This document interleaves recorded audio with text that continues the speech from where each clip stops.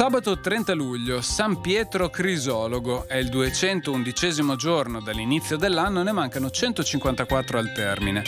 Il sole sorge alle 5:52 e tramonta alle 20:41. La luna si leva alle 7:13 e tramonta alle 21:57.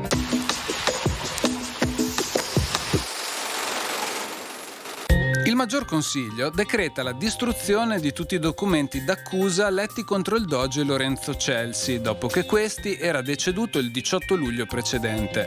Viene decretato altresì che il nuovo doge Marco Comer, nella sua prima adunanza del Consiglio, affermi pubblicamente essere stato il suo predecessore indegnamente calunniato dopo la sua morte di misfatti commessi contro il comune di Venezia, i quali, fatta un'inchiesta, risultarono falsi.